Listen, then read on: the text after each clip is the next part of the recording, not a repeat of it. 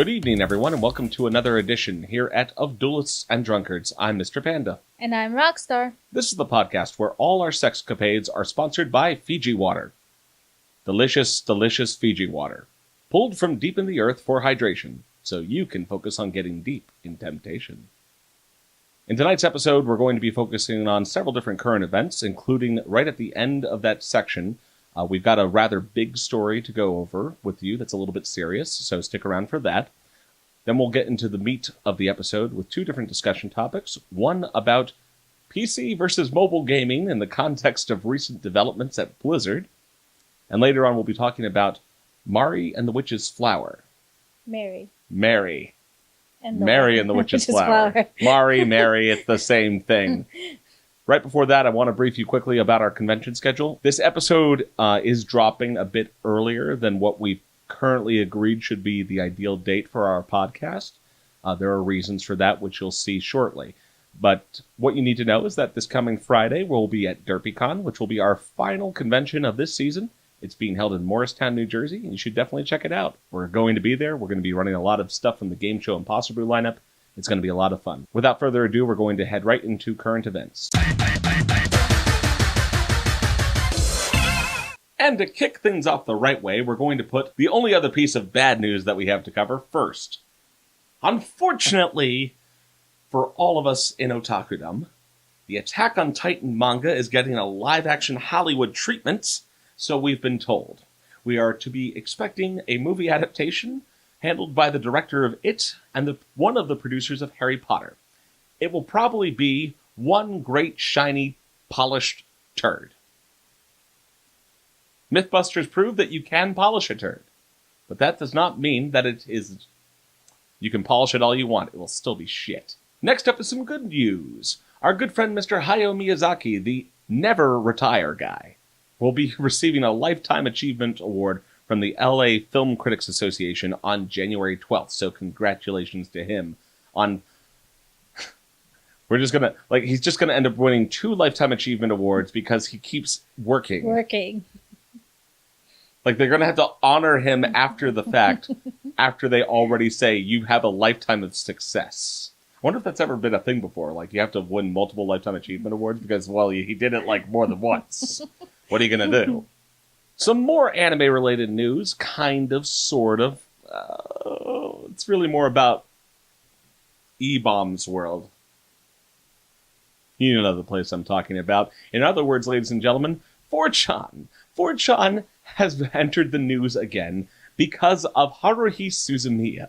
Random shitposting has led to the solving of a long-standing mathematical dilemma because 4chan tackled the subject of what the ideal order to watch Haruhi Suzumiya episodes in is. Essentially what they tackled was super permutations, which has puzzled mathematicians since 1993. To give you a hint, it's even boggled my mind, and I'm a relatively intelligent individual, so you can go ahead and read up about it yourself on theverge.com. But it's fairly fascinating stuff. They actually got an answer of how many times you can watch Haruhi Suzumiya. How many was it? It's too big of a number for me to remember that. So there you go, everyone. Shitposting can be productive. Who would have thought? Time for a meta study. Exciting news for Nintendo. The Switch has outsold the GameCube to the tune of, 22, almost 23 million units now? 22.8, something like that? Yes. So, the question is, will it outsell the N64, which was higher at 32.9 million? Time will tell. Another little tidbit for you is that Cartoon Network is opening its first hotel, motel, holiday inn, whatever they're going to call it, up in Pennsylvania, which sounds remarkably similar to what Nickelodeon tried to do at one point, so I'm not sure how it's going to work out for them, but I hope it's a lot of Rick and Morty stuff. I'm expecting stained bed sheets and just booze bottles everywhere. I want it to be very authentic. I highly doubt it since it's for kids. Don't crush my dreams, Rockstar. It's supposed to feature an interactive lobby with an outdoor amphitheater and an oversized movie screen out there with a resort-sized pool and water play zone with more features to come. That's kind of all they gave us for now.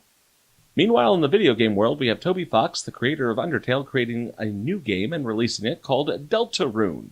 Is it a prequel? Is it a sequel? What is it? He actually has come out and said a statement of it. It's actually a kind of a spin-off. It's its own alternate timeline, is what he explained. And we don't know when we're expecting more chapters, since what he told us is only a Chapter 1 demo. So we're not really sure when we're expecting more chapters. It sounds like he needs a team to continue producing it, which I'm sure will be interested in finding out the updates. I'm super excited to meet his new characters, Times, Trebuchet, and Wingdings. You haven't played the game yet, but it's awesome. How would you know? I've played the game. And for the final portion of current events, we're going to be diving into something a little more serious, a little bit longer. One where we've actually done some journalistic digging of our own to bring you the story. To the best of our knowledge, no one else has kind of put the pieces together yet, at least not publicly. So we're going to be doing that for you now. Hope you're going to be sticking around for it. It really is a story that starts as one thing and turned out to be something very different than what we initially expected. It all started when Greg Wicker of Greggo's Game Shows announced his immediate effective retirement from the convention circuit. It was posted on his public brand page. He also posted a very similar post on his private Facebook page that hinted at some additional things that would be forthcoming in a statement separately that, as of the time of this recording, has not yet been posted. On his personal Facebook page, he posted, "Effective immediately, I am retiring from conventions. There are some financial obligations that need to be figured out, but I am essentially done. I will have more to discuss about this in future, and you guys are probably not going to like where that discussion leads. But thanks for 20 years, and I wish you all the best." Now, Greggo and Greggo's Game Shows have been around, as he said, for quite a long time, going on 20 years there, and he, like a lot of other figures in the convention scene, have helped kind of lay this foundation for non-traditional guests providing content out there on the circuit. We've seen retirements like this before. We've had Uncle Yo, who retired just, I think it was last year. There's been rumblings about Charles Dunbar, the anime anthropologist, finally deciding to retire this coming year. This one came as a lot more of a shock. In all the other cases, there's sort of this farewell tour period that does not seem to be present in Greggo's Game Show's decision to retire.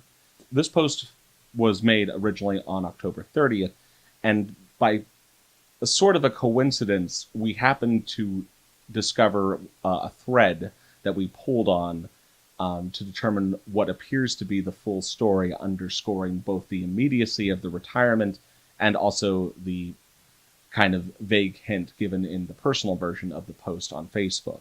At this point, we would like to advise you that if you're troubled by stories concerning violence, in particular violence against animals, that you should skip forward to the beginning of our discussion point and not finish the remainder of this current event.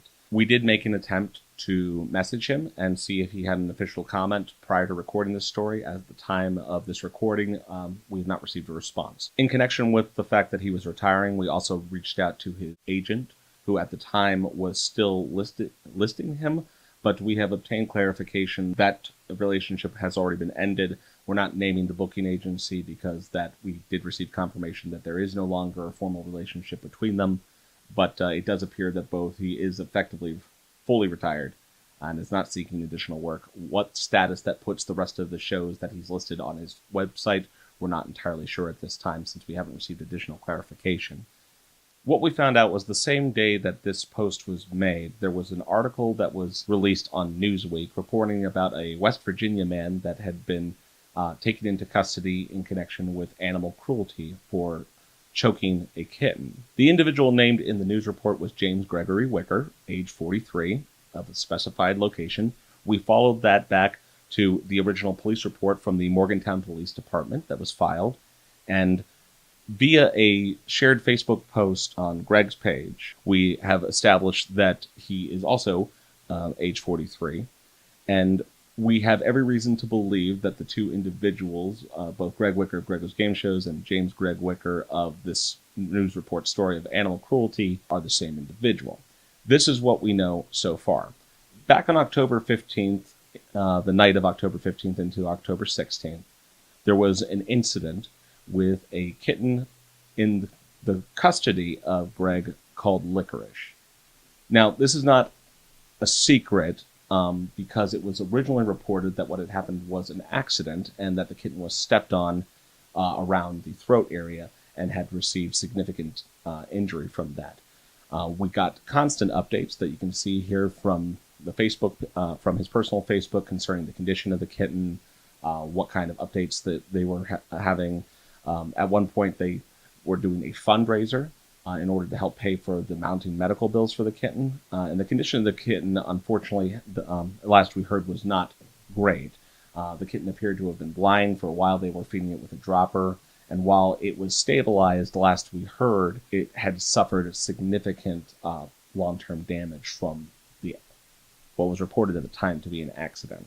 Then, according to the Morgantown Police Department's report, at about 5:20 a.m. on October 30th, James Gregory Wicker called the police station and reported wanting to turn himself in for animal cruelty. And as it turns out, the kitten was not injured by accident, it was not stepped on, but instead he had physically choked the kitten. So for a full span of I guess it was like almost 2 weeks. Yeah. What was led to believe to be an accident turned out to be an intentional act on behalf of him as the perpetrator.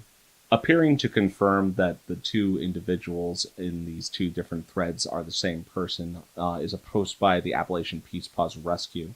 This is the same organization that Greg posted a separate fundraiser for back on October 11th on his personal Facebook page.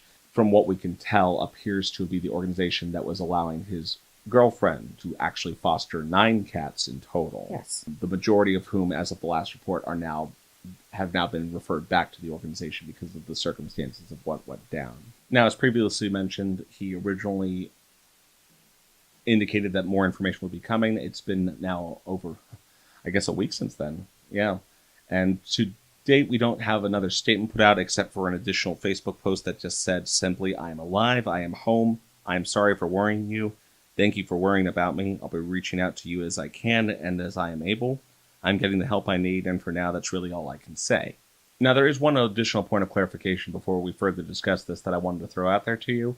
There was an initial finding in connection with the story that incorrectly reported that the perpetrator had killed all 9 cats in the household. That has been corrected subsequently, and if you look at the original police report information, you will find that, no, that's not the case. It was just the one kitten who has been heavily incapacitated now. The additional 8 cats, to the best of everyone's knowledge, are safe. And at last report, 5 were already removed from the home, and the 3 additional cats, who I think were still in the care of the girlfriend, are being taken back by the responsible organization as well. Technically, she did not own the cats in the first place. They were just being fostered. It really sucks because I was really, really hoping for a brief second when we got into this that it was some kind of weird coincidence. And I cannot express more than my severe disappointment in having to even go through this. As a cat owner myself, I've been finding the information particularly upsetting when you go back and look at just how long the charade was being put up about the actual circumstances that led to the kitten being injured. If anything, I think that's probably the worst part, is they were raising funds for it and everything, giving status updates. It's something that I really, really want some more information on from him, because I'll say this much. We know that he turned himself in. He appears from his own report to be addressing the underlying situation, whether that might be anger management issues or whatever else led to this particular incident. I'm hoping that that's correct and true. In the police report, he was initially released on his own recognizance as a bond, so I'm guessing that he was not considered a flight risk. I believe they have every reason to suspect that he will comply with whatever the court orders for him. And I mean, at least he confessed. I mean, it took 2 weeks, but he did. We don't really want to speculate at this point because the purpose of this particular section isn't to throw out more wild theories. We held off for, like I said, for about a week already, hoping that additional information would come out, and so far nothing's come out to contradict the conclusions that we have reached. I guess what we're really hoping is that it really was a self-motivated confession, and that there weren't circumstances that just kind of guilted him into it. That's the part I think that's a little bit obscure, because I mean it was a 2-week gap.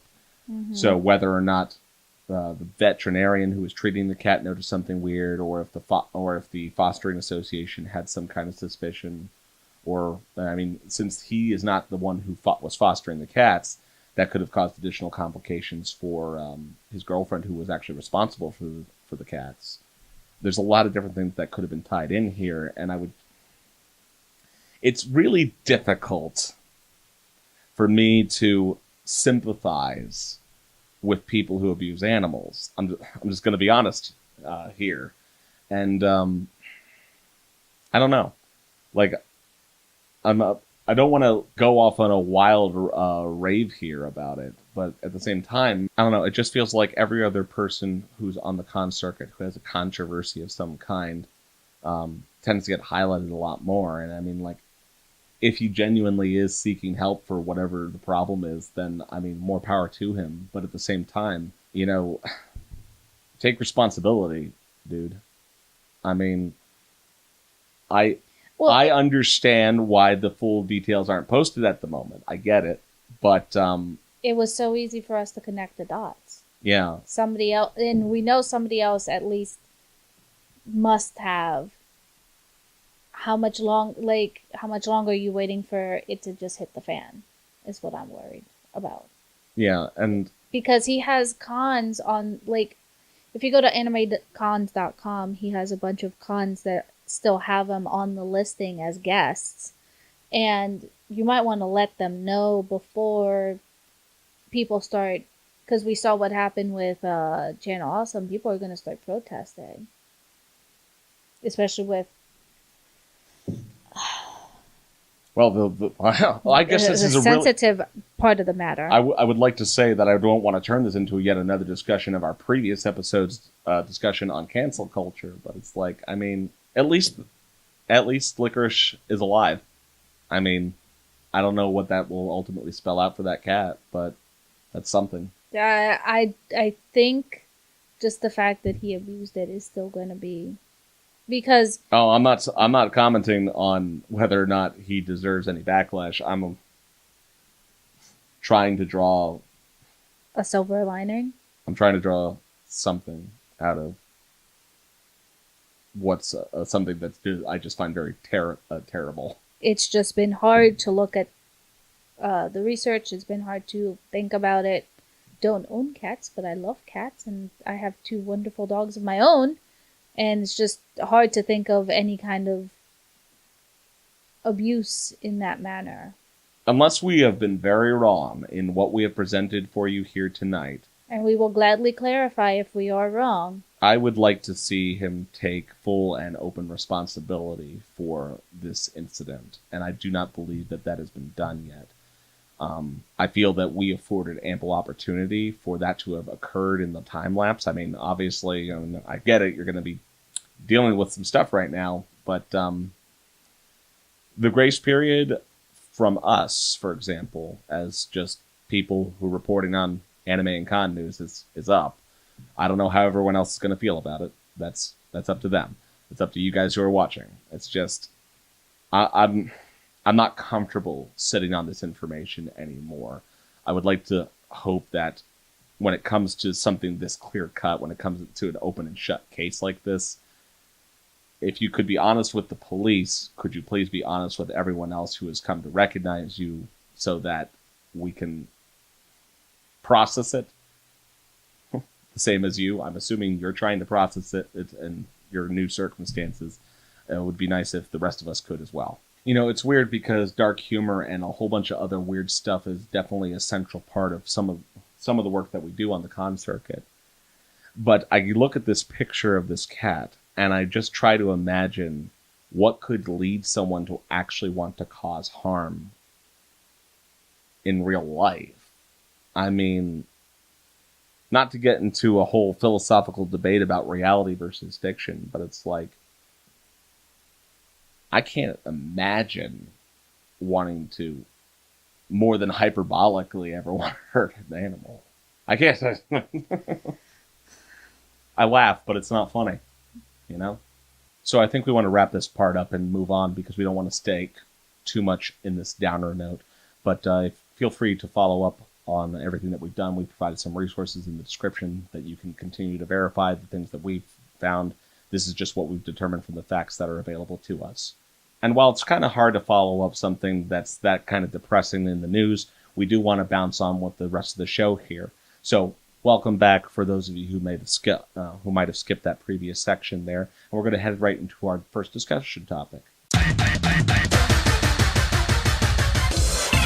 And in our first discussion topic, we're going to be talking about Diablo, and about outrage, and about entitled PC players, the master race, if you will, and all the fallout that came from BlizzCon.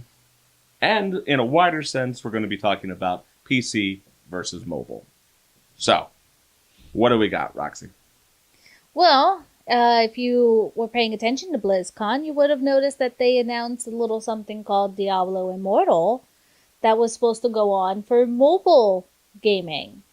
But of course, that was met with boos. Boo! And then it was asked if they were planning on porting it to the PC. And they said no. Boo! So I guess it was also kind of announced by who? I forget who announced it. Do you remember who announced it? That they pulled Diablo 4? Oh, we'll get to that. Okay, so you just want me to move on to the who's developing it? Yeah. Okay. So here are some facts that we do know about Diablo Immortals. It's actually being developed by NetEase, a Chinese third-party developer. Who already kind of had a Diablo knockoff. In fact, they have several knockoffs of very popular games. So what most fans are expecting is basically just a reskin of their Diablo game, which kind of sucks. It's also known that they kind of always have pay to win. Hooray, pay to win. Which, really? Do you know how much Diablo costs? Like, I get that we play a lot of hours once you pay the initial price of $60 plus whatever all the DLCs are, right? But Blizzard, you literally just ported the Diablo 3 to the Switch and made it so that we can't even contact the server so we can actually get all of our characters. So everyone who bought Diablo 3 for the PC and then bought it for their Switch is now restarting the game all over again with none of the benefits. There was some additional controversy caused because now I think even Kotaku is reporting on it that there's rumors that they were going to talk about Diablo 4, and then that got pulled when they realized how angry people were over, what is it called again? The Diablo Immortals? Yeah, for the mobile. Interestingly, Mark Kern, who was a producer at Blizzard for some time, I think he was the producer of Diablo 2, and I know for sure he worked on the original World of Warcraft set. He's been talking about, per IGN, that Blizzard doesn't know how to deal with gamers anymore. They don't understand them. They don't understand what they want. And while mobile is certainly a nice little potential feature, it would be nice to have the option. You don't use that as the focal point of your release with a game with a very long established PC base. I mean, you just don't do that. Well, considering also this, that we buy our PCs and we have a heavily good equipment there that cost us a good chunk of money, that PC. Master Race! So that you can now make us play on a tiny little screen. We're used to keyboard and mouse. We got to play with this little tiny screen and attached to a wall port because our phones don't have the battery to play one of our sessions of Diablo. Usually when I play Diablo, I play all day. It's Plants vs. Zombies all over again. You remember Plants vs. Zombies? The great PC game. They were like, oh, what's this? Sequel? Haha, Apple only. Thanks. Now, I know that it was also speculated if Blizzard is doing this because mobile in the last year has made more money than, say, PC and mobile and console combined. Which isn't a huge surprise when you think about how the mobile market is structured. It's not structured around the purchase of games most of the time. Mm-hmm. It's structured around microtransactions. Yes, that thing that most gamers absolutely hate. Yes, but then... Which is the source of its own line of controversy in games from, like, EA. But who would have thought Blizzard might be buying into it? Well, because at the end of the day, all that money that you see from mobile comes generated from people who the gaming industry calls whales. It's literally not your average Joe who plays for a few days, not even that much, and goes, oh, fine, I'll give you 99 cents. It usually comes from the person that's playing so consistently that they're addicted, and they're buying the $100 bundles every week or so or more.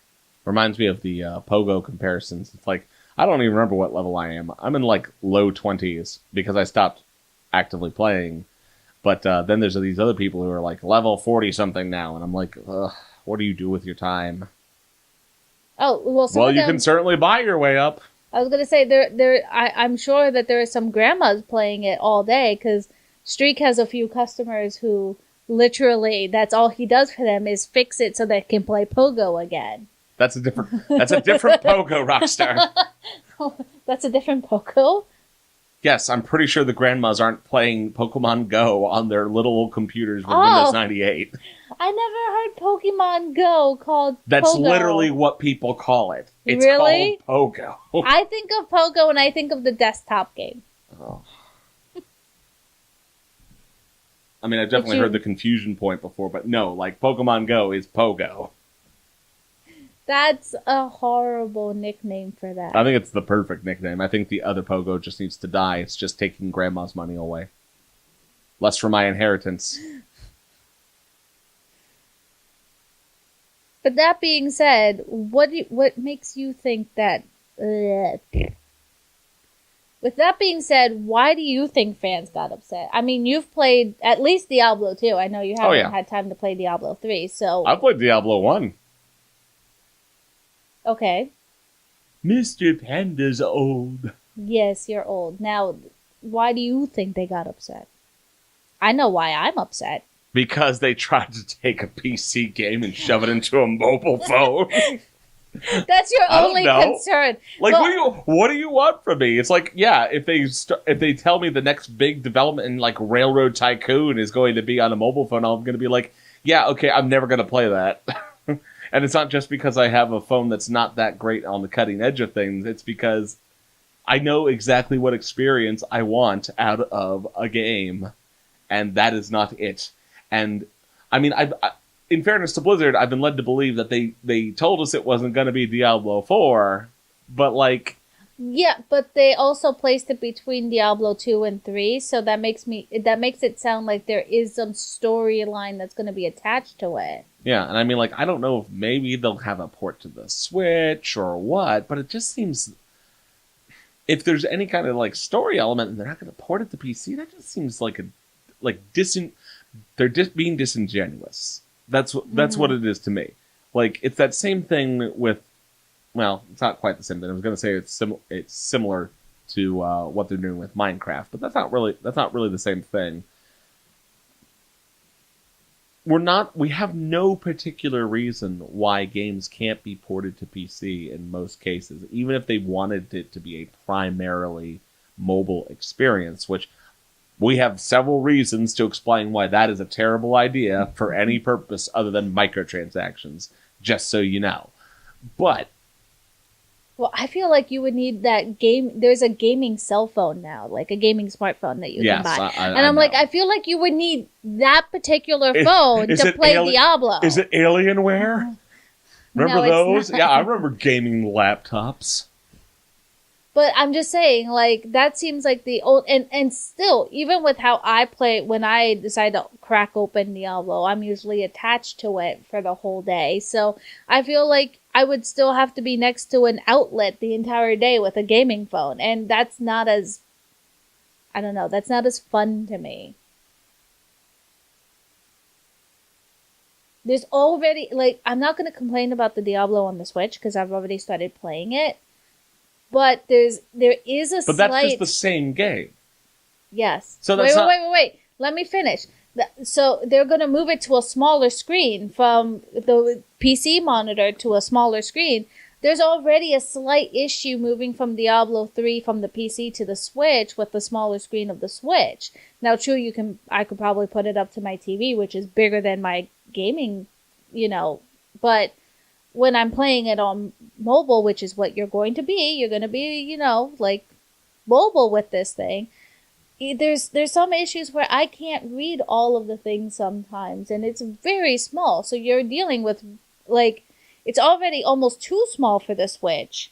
How are you going to take that and make it even smaller for a phone? Zoom.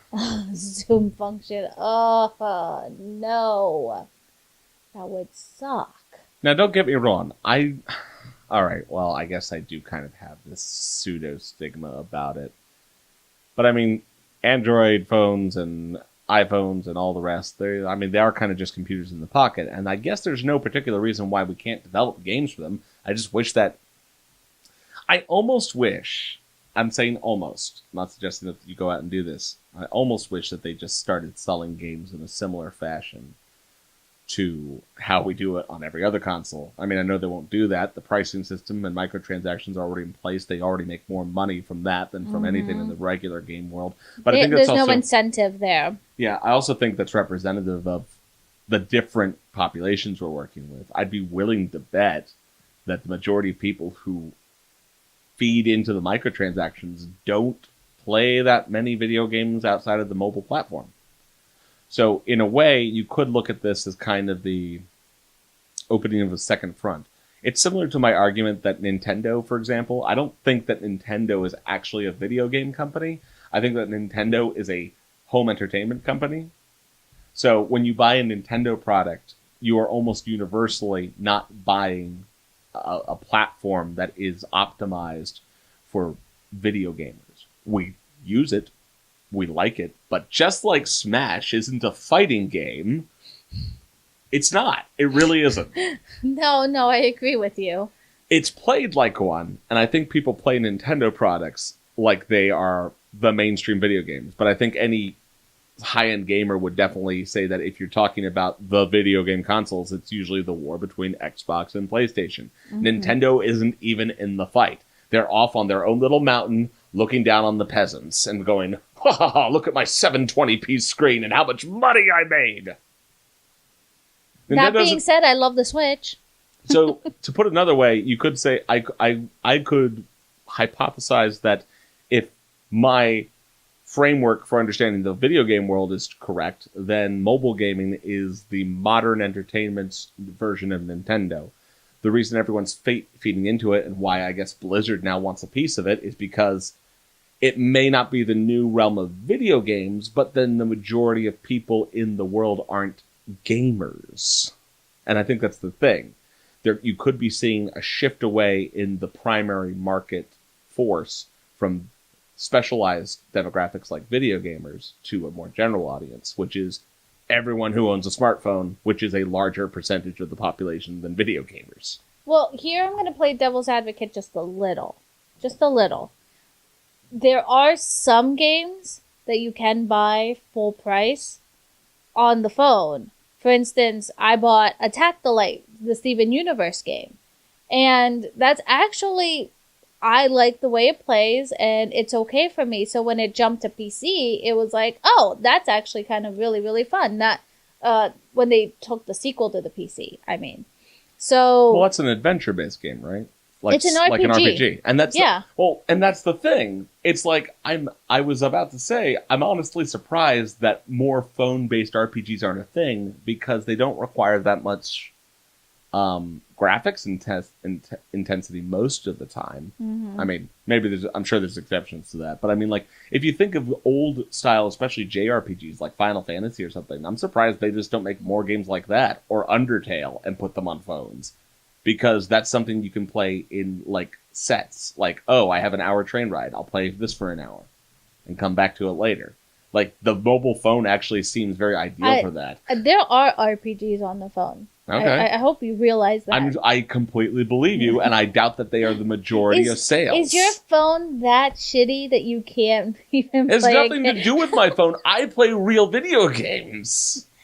RPG on real video games? I'm not a casual. I'm not a casual either, and I still pick up my phone and play video games. I played Attack the Light. That's a real video game. Oh. Yes. Just because you have a shitty phone. I mean, there are people who think that MOBAs aren't real video games. So, I mean, like, it's everyone's difference of opinion on the subject. In any case.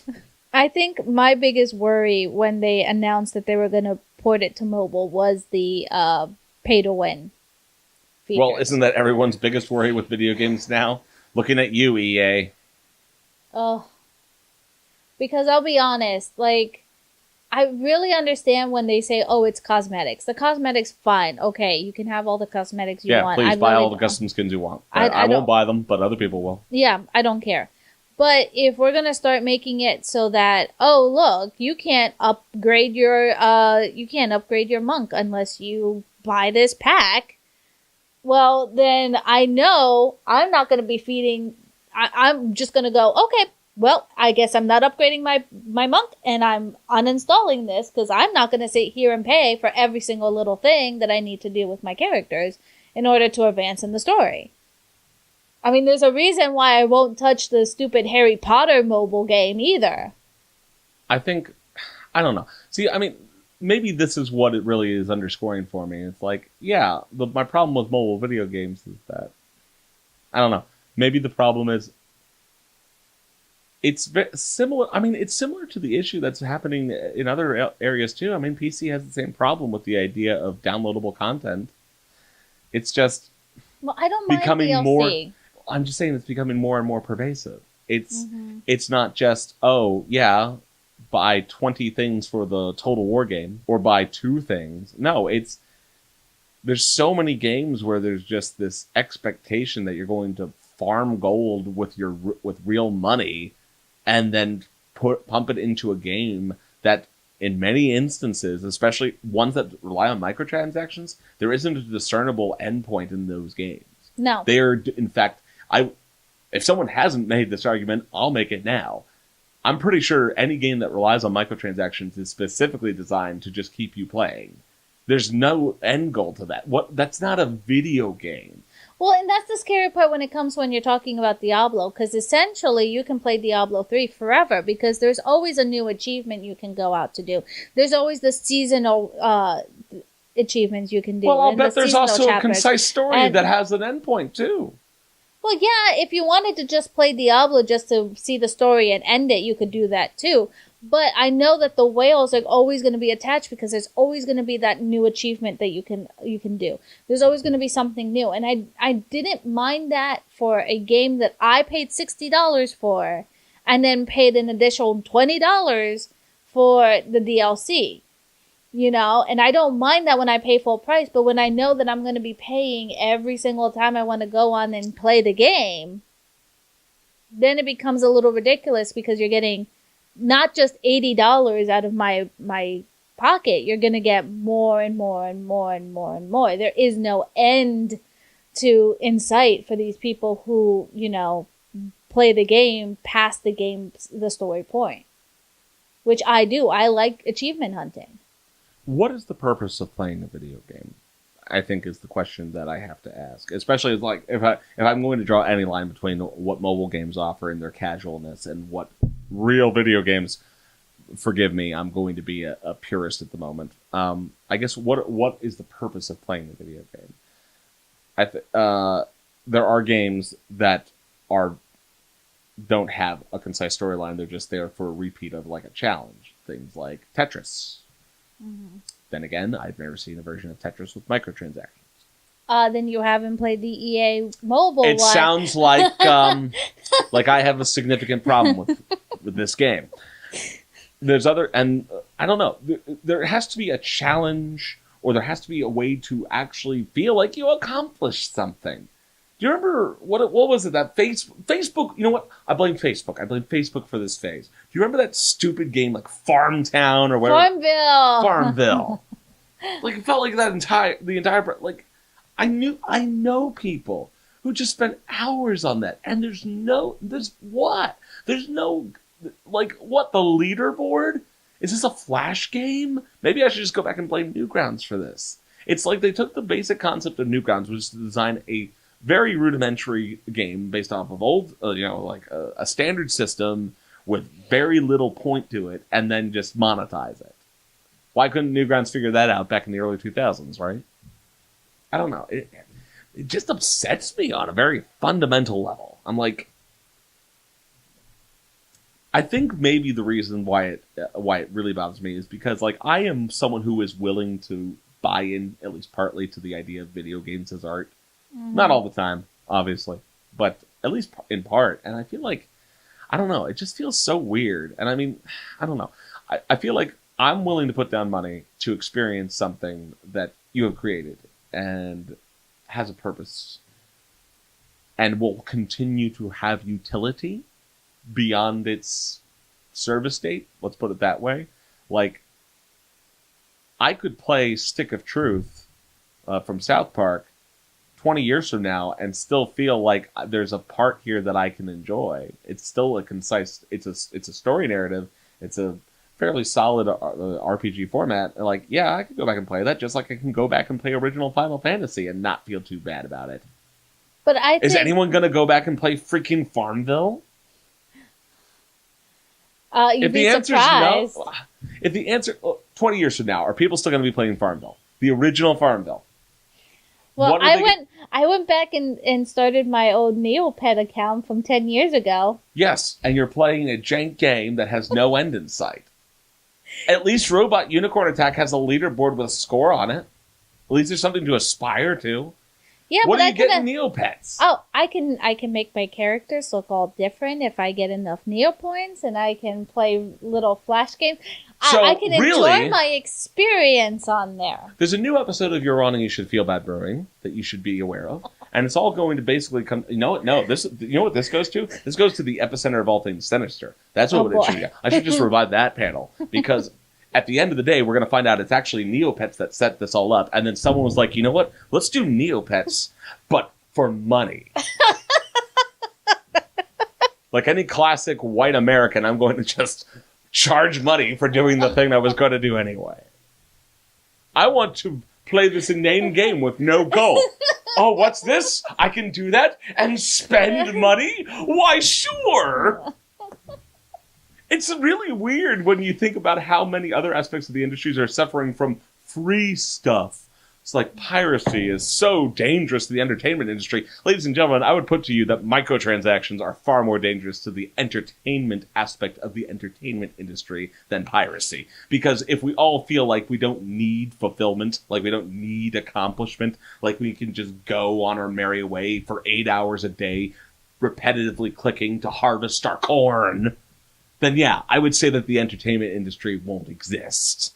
You realize you still have a Panda rant to go on, and you're already ranting now.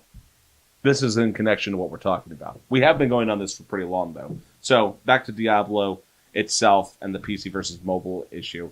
What do you see coming out of this? Now, we do still have those rumors that Diablo 4 was going to happen, and then they were like, let's not talk about that. That's worrying. If that's true, what do we think about that?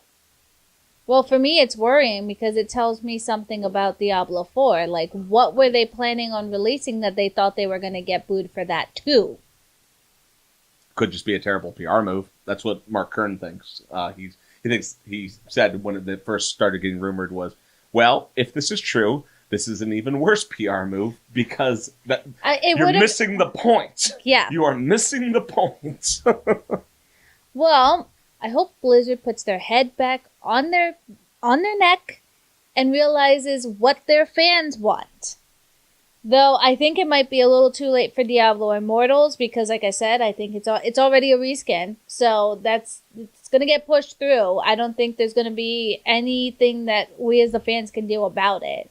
But I really hope they change their minds at least about Diablo 4 because that might bring back some excitement. You're still going to get shit on for Diablo Immortals, but I think it'll bring back the excitement of the fans if you actually announce what you were planning on doing with Diablo 4. That's my thoughts. And with that, we're going to roll into our next segment. And for this segment, Roxy is going to read a bunch of female pickup lines for us. Take it away, Roxy. Oh, Cosmo. So we're going to talk about things that guys got from females as pickup lines. So, the first one comes from a 33-year-old man, and he says, "One time, this girl told me my profile smelled nice. I just had to respond to find out whether or not she was funny or insane." Your profile smells nice. Maybe she meant it as a metaphor. Would that get you, Panda? Probably not. You now have to rate these as whether or not that would actually get you to respond That's a to good them. idea. Yeah. Let's do that. So, would you respond? No. Swipe left. Whatever. Whatever the kids do these days. Number 2. I like it when she starts with something like, "You can take me home to mama," or keeps it simple with a, "You have a beautiful smile." I don't understand this one. You were supposed to give us... It sounds like a stalker. It sounds like a stalker. Like, you know that creepy girl smiley face who's like, "I want to be your girlfriend," for like the Justin Bieber song? Yeah, like that.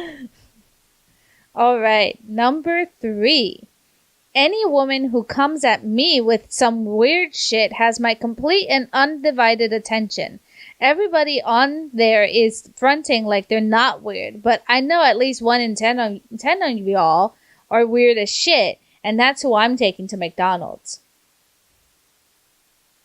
Okay, this one was really weird and didn't have a... McDonald's, Kentucky Fried Chicken, and the Pizza Hut, the Pizza Hut, the Pizza Hut, Kentucky Fried Chicken, and the Pizza Hut, McDonald's.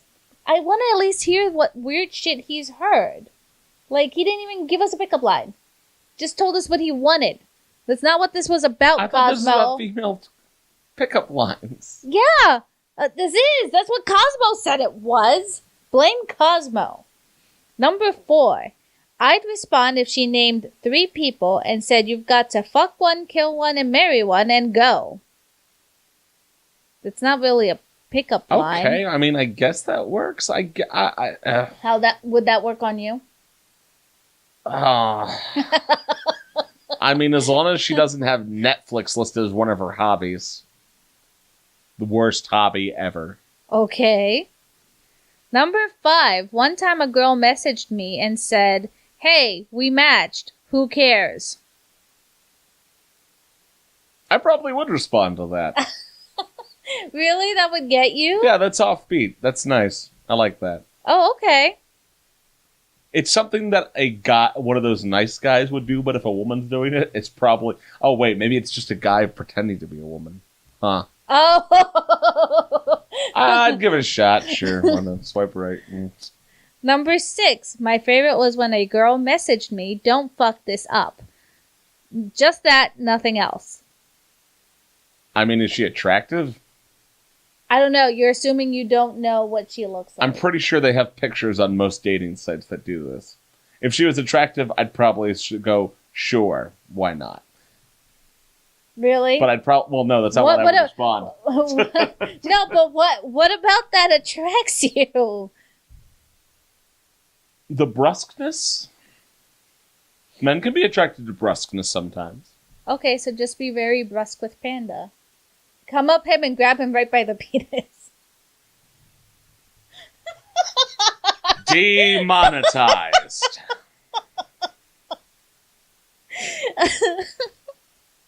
See, this is why you don't allow me to talk. Next. Number 7.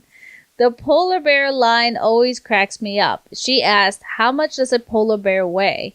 I replied, "About 950 pounds. What's up?"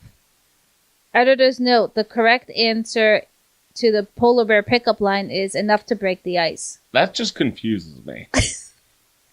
Who said what?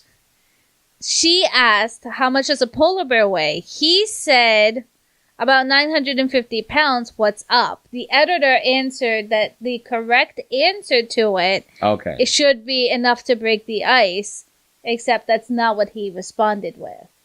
So this sounds more like that. It sounds like something I would do. Be very direct about it. Would that pick you up? How much wood could a woodchuck chuck? And I'd be like, 1 pint. Or something similarly asinine. It's probably not true. Okay. I don't know how much a polar bear weighs. A ton? A metric ton? You'd Google it before you... Probably. Yeah, I know you. Number 8. I dig normal messages. A hello and bringing up a shared interest is more my speed. Overall, I just want the conversation geared towards actually meeting up for a date. Oh, for God's sake. Can we stop talking about what men want and get to what women want to say to us? Hey, blame Cosmo. Keep reading. Cosmo sucks. They don't understand what titles mean. Remember that new movie coming out, What Men Want? That's what I want. That's what you want. I want to see that movie. Well, you're going to be very disappointed by number 9. I'd respond well if someone asked me out for coffee. That sounds very pathetic. That's all they want is coffee. Just coffee. To think that we could all be satisfied with burnt tree water. Okay, well, I think you might like the last one. Go for it. Number 10. This one is relevant to my job. If I told you I worked for UPS, would you let me handle your package? You actually enjoy that one? I mean, if it's not being said to me in person, I would have significant misgivings that it's probably someone just trying to, do a Nigerian bank scam on me. But, yeah, sure. You don't seem to have any trust about dating apps, do you? No. I spent 5 years doing dating app experiments just for my own interest and for sexology. And I know all about that stuff. I wish they would just give me access to their data. I'd love to see some of that stuff sometime. Why don't you let me just help you out. Let me just help you out. Let me help you all out. Ladies, if you want to try some pickup lines, let me just help you out here. Literally any pickup line will probably work on the average single man. And a lot of the ones who aren't single. You heard it first from Mr. Panda. Are you encouraging women to go out and take taken men? I'm not encouraging you to do anything. I'm just telling you the truth. The scroll of truth. Men want to have sex with everyone. Yeah! I'm not even going to respond to that. And with that, ladies and gentlemen, we're going to head into our video break. We'll be right back.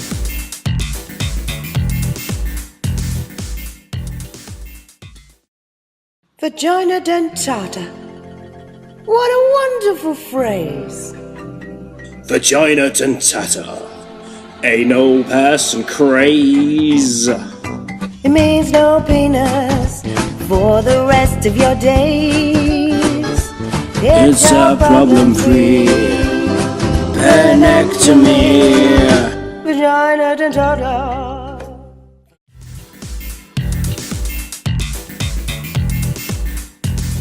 Welcome back, everyone, to this night's edition here at Of Duelists and Drunkards. We're going to head right into our next segment. And since I'm supposed to keep channeling my rage per Rockstar for the sake of entertainment, tonight I'm going to aim at one particular group of individuals with which I take umbrage. And that, ladies and gentlemen, are those of you out there with blue hair. Yes, I'm talking about you. You looking at me from across the waves and the internet, sitting there at your desk, or perhaps on a park bench with your little mobile phone, having finally gotten done with Farmville. You with those blue or pseudo-turquoise or off-green locks. You with the snide political commentaries and the disregard for relevant discussion. Yes, you. I'm talking about you. This all stems from one particular incident at a con that I will not name. So, of course, I made a slightly off-colored joke, which involved one of my audience members who was this very polite and handsome Asian man. And I called him up to participate in the game show that we were doing, and I indicated that, yes, you, come up. And I said something to him to the effect that, yes, you, come up. I know that you are the greatest threat to everyone here because the God Emperor Mr. Trump has told me so. And I think everyone understood the context of my joke there. I was making fun of the president, not of the man. I know, because he laughed. The audience laughed. At least, most of them did. Except for one particular individual, a girl with blue hair sitting midway down the rows, and she gave me a stink eye. And let me tell you, the rest of that event went very well. Everyone had a good time, for the most part.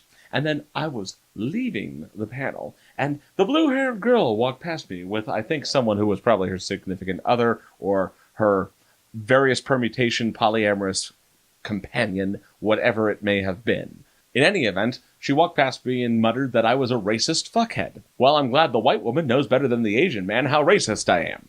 Let me tell you, I am certainly not as racist as I would be were blue hair an inheritable gene, because at this point, with every experience I've had with people who dye their hair blue, let me tell you, if that ever became an inheritable trait, I would be racist as all hell.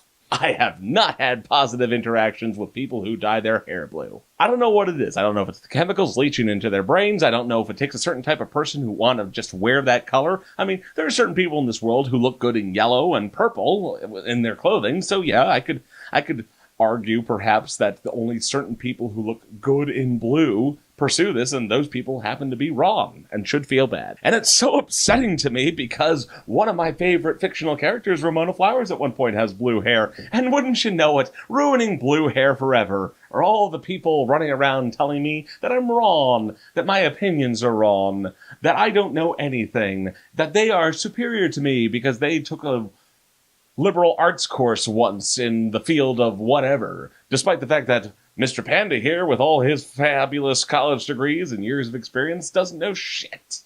Bleach it out of your hair now if you want me to respect you. So, Mr. Panda, how do you feel that I had blue hair once?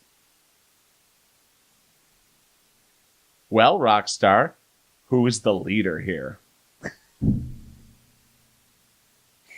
You're a dickhead. You asked.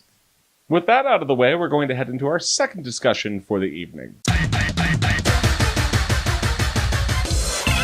We're talking about Mary and the Witch's Flower, or as I like to call it, an amalgamation of Howl's Moving Castle and Spirited Away.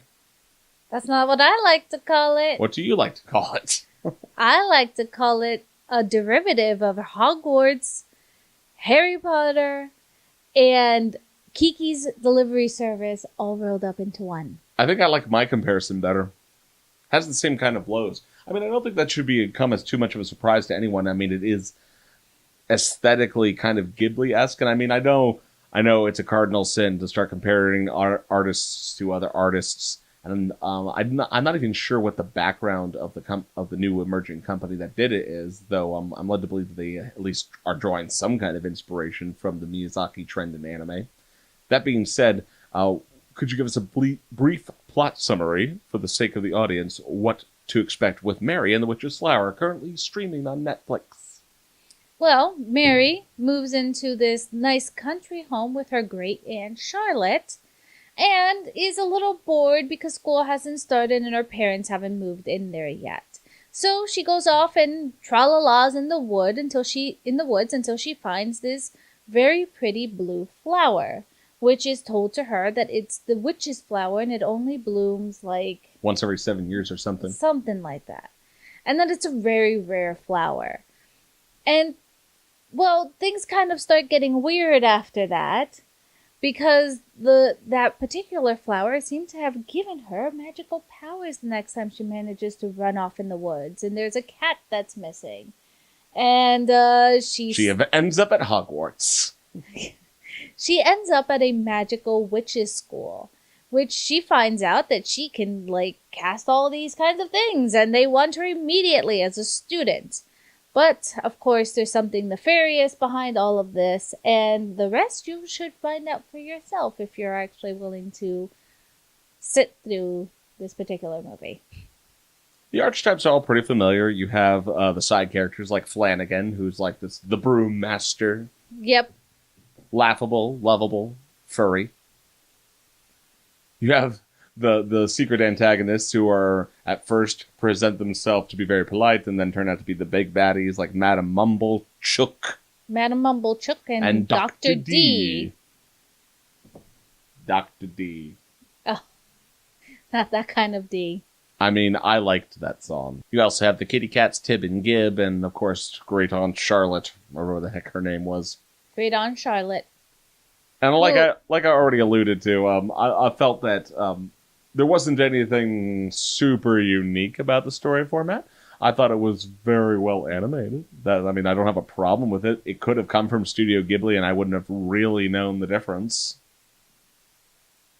I could disagree with that. I mean, the animation's very pretty and very, like you said, Cardinal Sin, but Ghibli-like.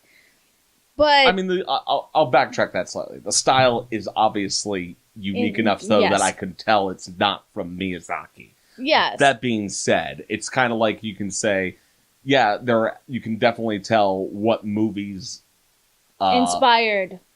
You can, for example, you can obviously tell which movies Don Bluth had a big hand in the Disney repertoire because they kind of share those similar elements. Mm-hmm.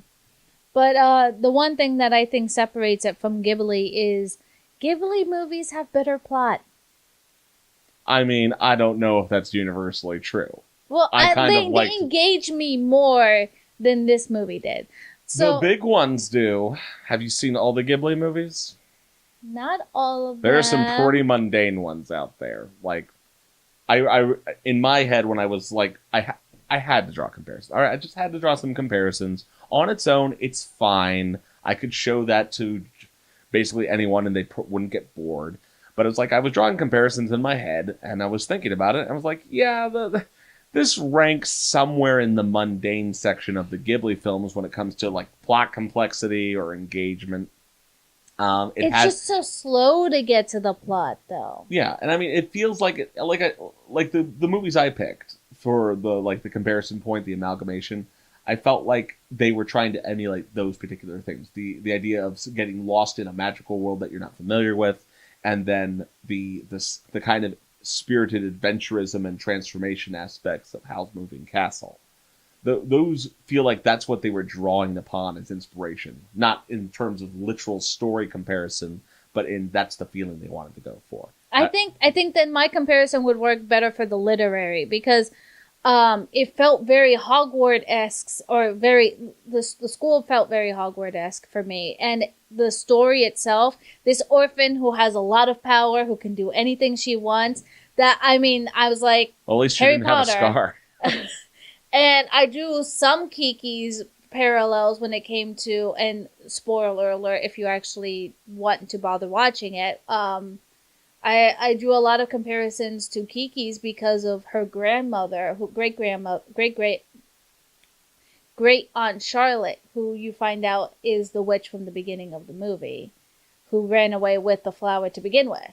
That and the cat and the broom, who are both kind of have their own mind of their own. Was there anything in particular to dislike in the film? Like, I think that's also part of the problem is there wasn't a lot that stood out to me. I mean, it sucks to say it that way. I think it's probably just because I'm a little jaded from super exposure to a lot of different animation over the course of the years. But it's like, if this was the movie to impress me, I don't know. It's just hard. It's just hard to latch onto anything about the movie that really stands out. Well, it was more of a disappointment for me because once I finally understood where the plot was going, it felt like there was a good move. Like there was a good plot base there somewhere, but they just didn't do anything with it. So it's not like I disliked it. I mean, for me, the parts that I dislike is the fact how slow it gets to get going. But other than that, it just didn't provide me enough to get disappointed about. There wasn't anything superbly good. And the most I could say that is a good point for it is it was pretty. Maybe the problem, you know what it is? I'll use the word, perhaps ironically, cartoony. The plot was cartoony. Like they Like had you a didn't very... feel it felt weird that there wasn't a bigger thing going on, I guess. Like you get the impression that there is the potential for a bigger world going on there, a la Harry Potter, like Ministry of Magic, etc. But on the other hand, it just feels like, yeah, there's just this magic school hanging around in the sky, and they do what they want because they can. Yeah, like they didn't have the skill to go searching for this flower in the first place that they knew was stolen. Like, I think my problem was a severe lack of world building. They wanted to tell a story, but they didn't suck me into it. I didn't really always understand all the pieces going together. Like, why is her great aunt Charlotte a witch, but not her? Is magic not hereditary? You're left with more questions than you are left with answers, even though you understand the exact point the plot was trying to get you at. So they tell a story, but there's no... Like, the whole point of telling a story sometimes is even to throw in just a few world-building clues so you kind of get where everything's going. Not so much... I mean, I'm not talking John Norman levels of world-building here. I'm just asking for a little bit of detail. So it's like, well, why does the witch's flower give her power and it only lasts for, like... That's the other thing, is they were inconsistent for how long it lasts for, and... oh, John Norman. Can you imagine John Norman writing this story? No! I'm telling you, there's so many things I could not imagine John Norman writing because of talking about the individual beads on the flowers and stuff, like... We're really not exaggerating. You really should at least read one book of John Norman's. But, Madame Mumblecook would learn the meaning of being a slave. No. And she would learn to love the lash and meet the lips of her master. Let's go back to Mary and the Witch's Flower here. Not by John Norman. Not by John Norman. All right, overall impressions. It was a story. It's worth one watch for me. I'm not sure it's even worth watching. Hey, that's not... I think that's too harsh. I don't think it is, because I struggled through watching it because it was so slow. Even the climax just didn't manage to... Like, the whole point of the movie that it was culminating to, the big fight at the end... I had no emotion for that. I need to potentially put on your roster Red Line after whatever you pick next week. We'll just go directly in the other direction, away from plot complexity, and just head directly in the opposite direction. But no, I think it was worth a watch. I probably would not... I mean, I don't know. I don't feel compelled to go out and buy it at the moment. I mean, if you wanted to watch it, at least make good fan fiction, because it's a good world to speculate in it. Potentially. There's my good point. If you would like to write fan fiction, go watch it, because I think there's a good world that you can build on. And I just feel really bad that they didn't build on it. They really should have. Well, I mean, it was also I think I know what they were going for, kind of like similar to what I mentioned about Studio Ghibli with Spirited Away. The idea was to have this one-out adventure, but I mean, like, I can't think of a particular reason why they couldn't revisit the world and make a sequel. I know, not like Ghibli's going through the sequel phase already. Why the heck not this studio? Like, I'm excited for that new Porco Rosso. That's my personal piece.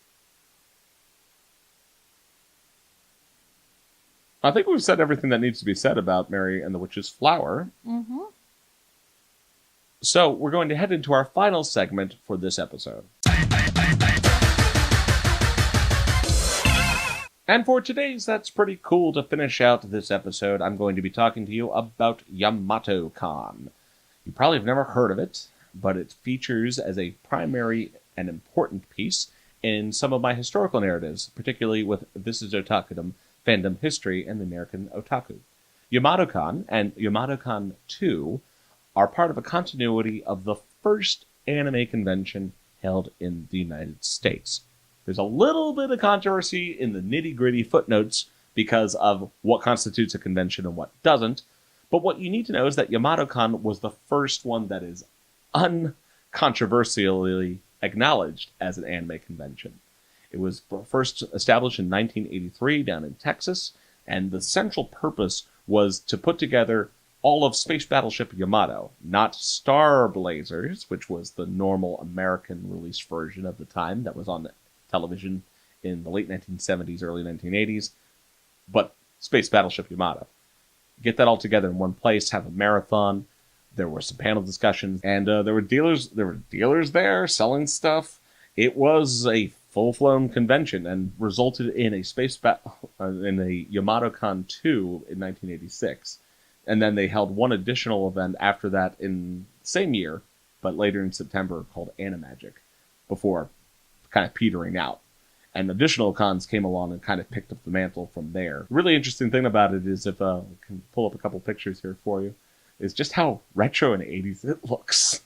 And yet, you'll look at like the panel room, for example, from Yamatocon 2, and it doesn't look distinctly different from a lot of the things you would still see today.